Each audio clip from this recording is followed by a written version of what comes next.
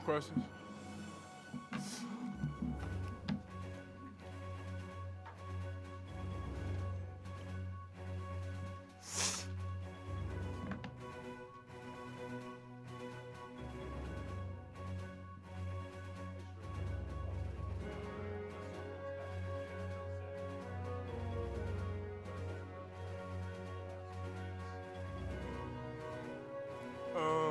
Well, we really focused on this past week, learning from the mistakes that we made during the game, just fast starts. And I feel like we're now settled in with the offense, with everything that's going on, with the nuances of it, with every we went through real tests together as a team and in the system. So now we know, okay, what we like, what we don't like. And now I feel like this is the second half of the season we're real comfortable in.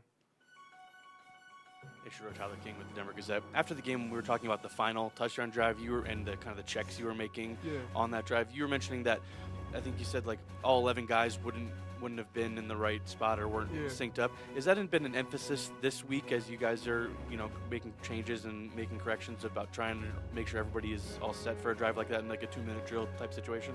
Yeah, of course.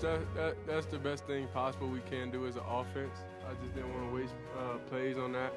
And that's just honestly like something I just take to the chin and just a learning experience from that. It's just, be more manageable with the time and understand, okay, this is the situation, how are we going to go about it, how are we going to fix it.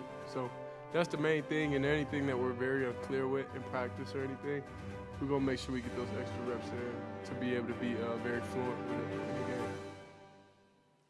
Hi, Shiloh. Rylan Scholes from Ralph Sheduer. Report.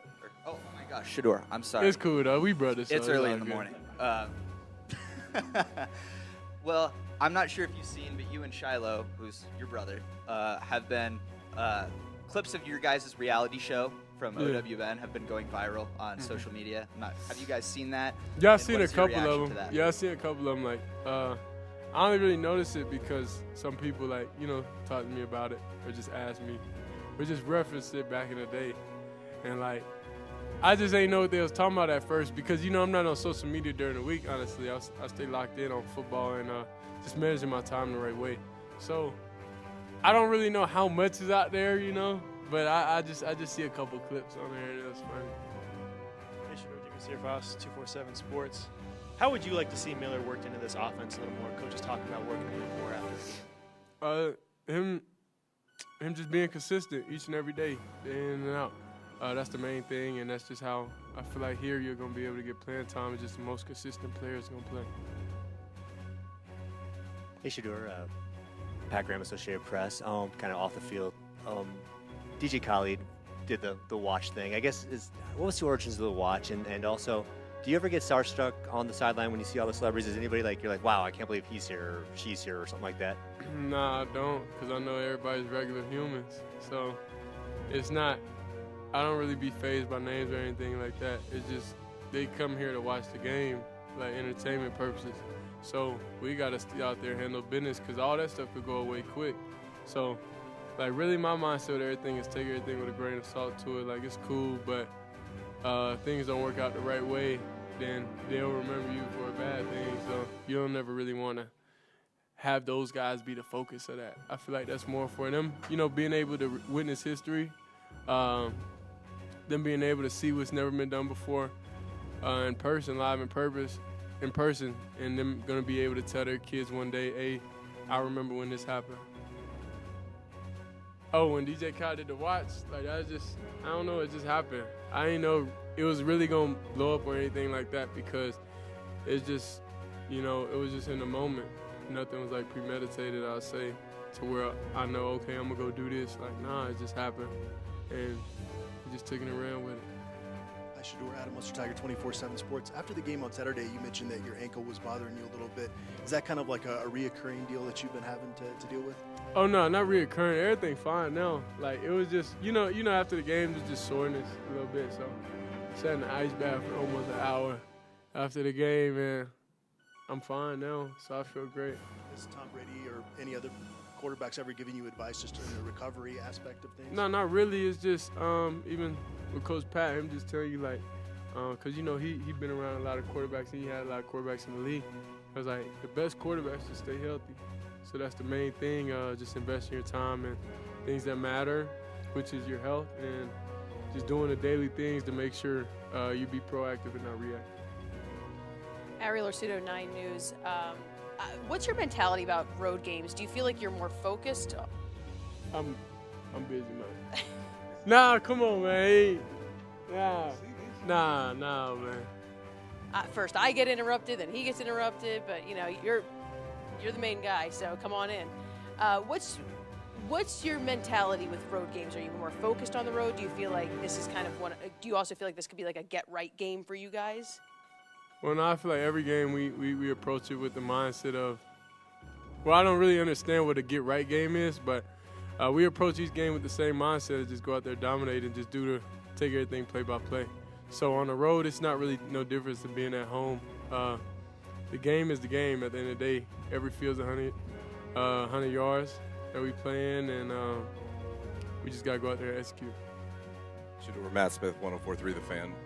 How much, look, you played at a high level for a long time, right? Mm-hmm. But it feels like this is a new experience, right? You played a couple of top 10 teams the last few weeks. Mm-hmm. How much do you feel you're growing as a quarterback? Is that something that you actively want to do, is just learn more and more? Yeah. Nah, I find it, I feel like it's very fun. I'm having fun playing this game. Knowing each week we're faced with different battles, and really it's just getting comfortable within the offense, because this the fifth game, or we going to the sixth game, I'm not sure. Of really knowing the ins and outs of the offense. So week by week, I feel like we're improving as a whole, and I feel like this is the second half of the season, and now we're going to be comfortable, and you'll be able to see what this offense is for you.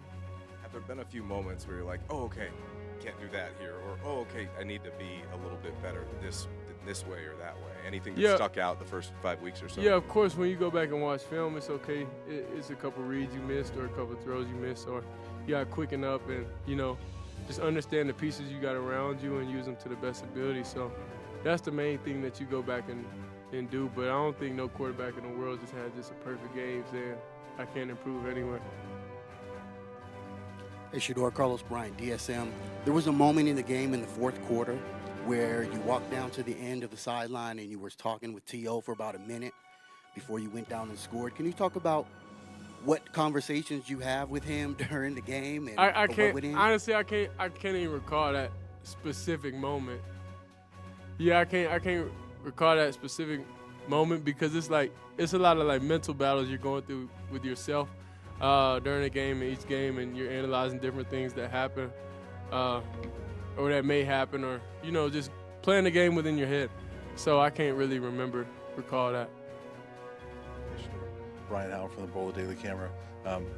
Sort of off of Matt's question here, but I know you guys didn't want to lose these last 2 games, but how valuable were those experiences for this team to grow, to see 2 of the best teams in this conference, 2 of the best in the country the last 2 weeks? Well, I feel like every game is valuable. I don't think it's this team or that team, or whether it's in the top 10 and ranked, unranked. I feel like every game is valuable, and having another experience and going to battle with guys, with your teammates, it's extremely, you need that to happen.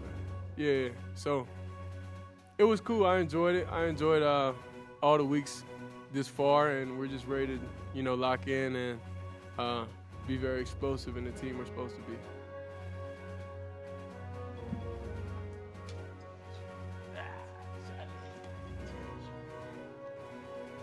Well, we know who's who today. It's a deadline. It's a deadline between love and hate. It's a deadline. Let me see, I can count. 1, 2, 3. This is the first weekend I can count. I appreciate all of you tremendously for your love, your support, your consistency. Now let's go. I'm sorry. Go ahead. I'm sorry, Jim. D&D Lamb, J.J. Hawkins, Students of the Week, Sociology, sophomore, Miami. Brandon Miller as well, Exploratory Studies, freshman from Littleton, Colorado. They are the student athletes of the week, student academic athletes of the week. We like to just give that note because that's tremendous as well. Now let's go. How you doing, Coach? What's going on, boss? You said it's a thin line between Yeah, love and hate, yeah, right? yeah. We ask you a lot, I feel like, about the hate, but I was just curious if you felt the love. Oh, and what that yeah. means to you. First of all, hate that comes along with the territory. You know that. The love has been tremendous. Like I reiterate every week, just walking out there to a packed stadium, seeing the pandemonium around the city, and your friends and family members that's coming in, explaining to you what it's like to come through the airports in Denver with all the Colorado apparel on, and driving into the stadium for myself, seeing all ethnicities, you know, in unity. I love it. So the love nationally, even from the celebs that you see and the ones that are in the luxury boxes that you don't see, is tremendous. And the faithfuls, you know, I have the absolute utmost respect because they believe, and you all believe, in the group here as well. Not all of you in here believe, but you know, maybe 85% of you believe. Hey, Coach. Brian Halford, What's going on, Daily boss? Camera. I don't know if you believe in the term teams being battle tested, but you guys have been through a really tough first 5 weeks. How valuable is the first 5 weeks? Well, of this every game is of schedule? value. Every game is of value. Every game is that you learn something or you glean something from, or a player allows you to know who they are, good or bad or indifferent. Coaches reveal themselves also, as well as guys that's trying to earn a position on special teams. So we learn and we glean a lot every week. It's up to us to put these players in the right situations and to take what we learn and we glean every week to put it on top of this week's game plan and prayerfully do right by it. We got to do right by it. We can't just do the same old stuff we've been doing. We got a receiver went for almost 200 yards, Mario, right? We got to get him the ball, right? We got to get 10 the ball. We got to get 5 the ball. We got to Dylan. Come on, we got to get Dylan the ball. We got to do the things that helps us win and put our defense in the right situations as well. But those guys got to make plays. Hi, Coach. How you doing? Good. How are you? Excellent. Nikki Edwards, CU Sports Report. I'm curious on how Travis Hunter is healing and when you Travis is expect doing him to. well. I'm sorry, I always jump you guys because I'm excited. How Travis Hunter is healing and when you expect him to. Travis is doing well. He was out at practice today, coaching his butt off. He's one of the best coaches we have, and he's on Kamani. He's on his butt. He's on his butt day in and day out. And Travis is, I say, maybe a week or two being the last. Let's say 2 or 3. It would be my dream and desire for him to stay out until after the bye week. But I know Travis, he's going to want to, because he's going to see Shiloh most likely. There's a chance, a possibility, a prayer that you may see Slusher. You may see several, starters of that secondary that's supposed to be in there. And I know he's going to want to join. But I would love him to be out until the bye. That gives him like 3 extra weeks. Hi, Coach Adam, Munster Tiger 24/7 Sports. Cameron Stillman Craig's been on this journey with you for a little while, and he leads the Pac-12 interceptions right now. Is that awesome? Any unique? Hold on. You can't just run past that. Like, didn't this guy come from Jackson? Yeah, the HBCU guys, they're supposed to be able to play at this level, right? And he is balling, man. I mean, I've coached him since high school. He's nothing but a classy individual, does his schoolwork, yes sir, no sir type of guy, come from a great home, a great family, loves his siblings. I mean, he is a good football player and a good person, man. I'm so proud of him, I don't know what to do. Does he have some unique qualities that... He's a dog. He's a go-getter. He don't play hurt. Like, if he's hurt, for real, because you got to pull him off the darn field. Always wants to practice, works his butt off in the weight room as well. Just a great kid. He's when you say smart, tough, fast, disciplined, with character, he is all of that. He checks every box, and I'm proud of him. Hey, Coach. Jake Schwanis, DMVR. How you doing? Doing great, sir. How are you? Excellent.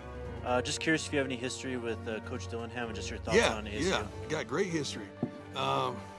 I don't know if he wants me to tell this story, but I was assembling a staff once upon a time. I'm not going to tell you who for what, but he was a part of it. And we communicated quite a bit. And I was happy with every step that he's taken because I know he's that guy. I know he's been more than capable. So when I saw him get this opportunity, I was ecstatic. You know, then we saw him at saw one another at the Pac-12 meetings.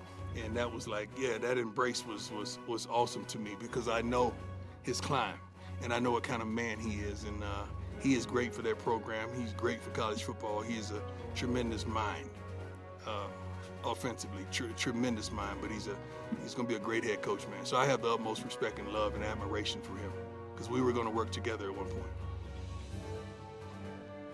Excuse me? I mean, they play tough. They don't give up, and ain't no quit in them. Of course, I mean, that's who he is. They're like us. They're building something that's going to be tremendous. You just got to keep watching the story and see how it unfolds.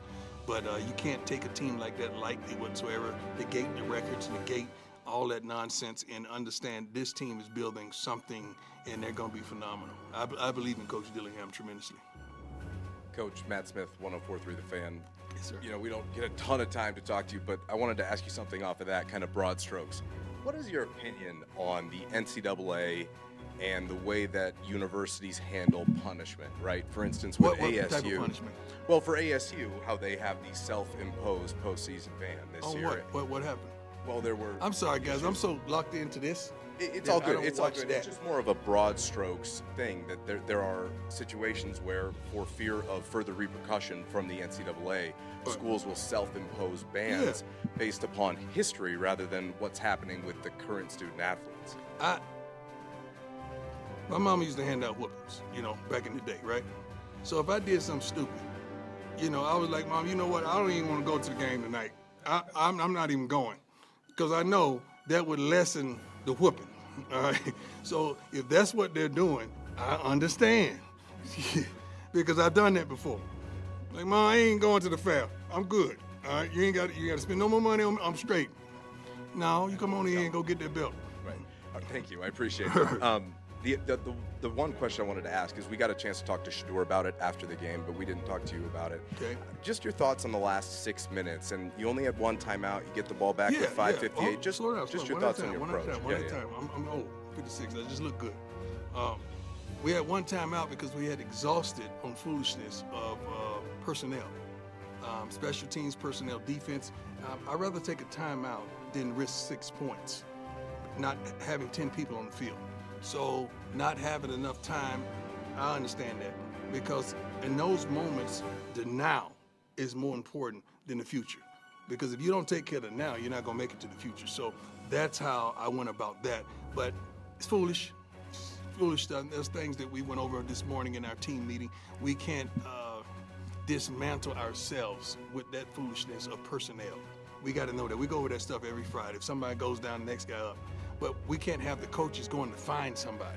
When that guy goes down back in the day, when little Timmy at the end of the bench, if he wanted to play, he was ready. He couldn't. That guy went down. He ran out there, and we sit up there waiting to be located. And I don't understand that. You got to want that stuff.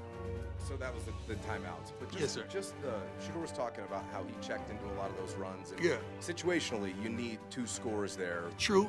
But did you like the way you handled it, or maybe would you change some things going back and looking at the film? Let me see. Sheduer.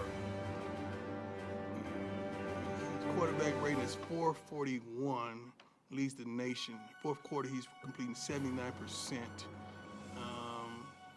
Quarterback rating 222, and you think I'm going to change anything about him? No. I would take the good and the bad. I take it. He knows what he needs to do. He knows what he needs to work on.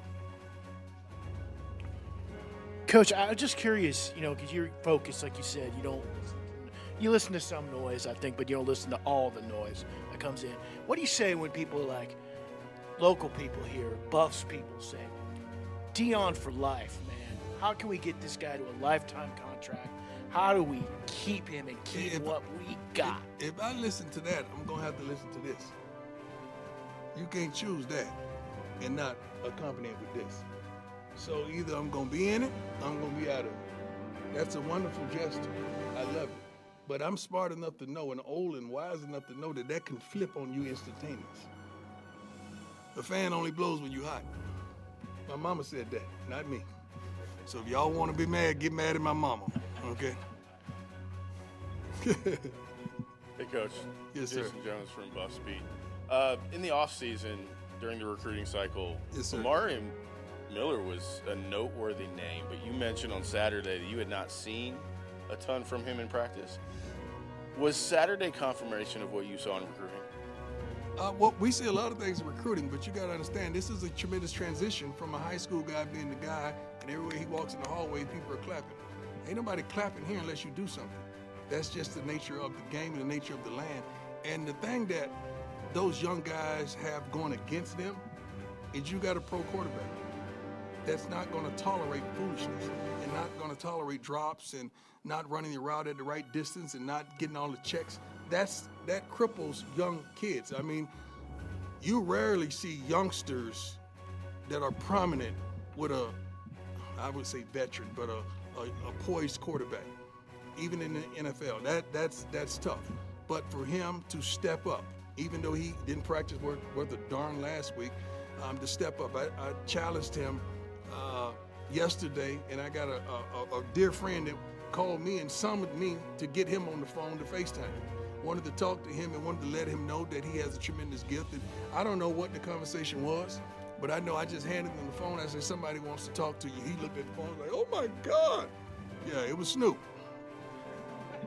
Snoop wanted to talk to Amari. He wanted to challenge him, and I challenged him about, it's one thing when they don't expect nothing. Now all of you expect something. So you're gonna be on his butt, on his back, you know, with your hands around his throat, like, come on, we wanna see what we saw against USC. So to prepare with that expectation is tremendous. That was our word of the day, expectation. We defined that, we talked through it, and I made a point that it's not the expectation that others have of you, it's the expectation that you have of yourself that should matter the most. Thank you. Hey, Coach. How you doing, sir? Nice. I love all the veterans, all the regulars. I mean, I appreciate you guys, man. Hey, you're accomplishing many great things here at CU with attendance and wins and all that. And I guess you had that moment with Travis and Henry, a character moment. I guess above all, above everything else, how do you coach character, and do character wins like that mean more than anything? Well, you recruit character, and you try to lead by example with character. You know, many people wore a bracelet years ago. What would Jesus do? Even though you don't have it around your wrist, you should have it in your heart. And you got to think of that person that you really look up to the most. What would they do in that situation? Hopefully that's parents or grandparents or loved ones. So we recruit character. We try best to recruit character, but sometimes we miss. And then we have to dismiss character. And you guys get upset about it, and you guys get all flustered about it, but you don't understand it's not just talent. Oftentimes it's character, because you got to get those kids out of your locker room where they were poisoning a whole bunch.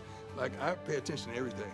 Like, when we getting our butts kicked on that sideline, I want to see who wasn't with it, who wasn't in it, who had already given up, who had already shut it down, who was ready, who was standing up to the challenge, who was ready to go get it, who was ready to fight. I watch all of that, because that tells you more about your team than anything they could do on the field. So I look for those type of intangibles. Great question. Hi, Coach. Troy Finnegan, CU Sports Report. You're always in the national spotlight, but this upcoming game has a little bit of a different feel in the sense that it's less talked about, less in the spotlight than the previous 5 that you played. Do you even notice that? Does it make a difference to you in any way? We could care less. I mean, we're going to be on somebody's television, I promise you that. We're going to be on somebody's television, and we got to go out there and exceed expectation. We really do. It doesn't matter if we're on a national stage or not. We're national. People understand that we're here, and they understand that we're coming, and they understand that what we're building. So we just got to have a consistency and a continuation, especially early on. The challenge and the goal this week, we got to win the first and second quarter. That's the challenge, and that's the goal. We're going to win the first and second quarter. Hi, Coach. Ryland Scholes with Ralphie Report. What, Ralphie Report? Mm-hmm. Okay, I didn't know Ralphie had a report. Ralphie got it going on. Yeah. So you mentioned that Travis has been one of your best coaches, and we saw him coaching Omarion and Cormani on the sideline last week. Is that something that you kind of instructed him to do, or is that something that he took upon himself? You don't instruct dogs to be dogs. That's just who he is. I mean, I don't know if you watched, well, you guys are not in practice, but Sheduer, after a pass play or whatever, he's always coaching the receivers, even sometimes in the game saying this, and this. So those type of guys, that's who they are. That's what they do because they want everyone to come up. You know, when everyone comes up, we're better as a whole. But Travis just took it upon himself to do what he does. That's what he does when he's on the field. He's challenging that other corner because he knows that other corner is going to get a whole lot of balls. They really are. But I'm loving what I'm seeing, man. You know, when Kamani get his thing together in its totality and mentally, you know, ready to compete every single play, and Travis and Shiloh, Slusher be back. I mean, come on, man. Come on, like this is something, it's going to be something to behold in the secondary. I have 2 questions for you. Yes, sir. One at a time. Savion Washington, is he going to be back at some point this year? Yeah, this year, yeah, but not this week for certain. Not this week. But I tell you what, man, that young man played his butt off. He was in tears on the sideline because he couldn't go back in. And I know Pastor Smith prayed with him on the sideline, and he told me the next day how much that meant to him. Great kid, been fighting his butt off. We had another private meeting we had with him last week to just take that ownership of that offensive line and make it his. And he was fighting his butt off. And he's one of the kids, I adore them all, but he has a special place in my heart because he really wants it. He really does. And the second question for you is, you were very complimentary of the special teams before the season. You were excited about that group. Yeah. How surprised are you that they've struggled as much as No, we hadn't been special. It's just a little play here and there, a little bonehead play.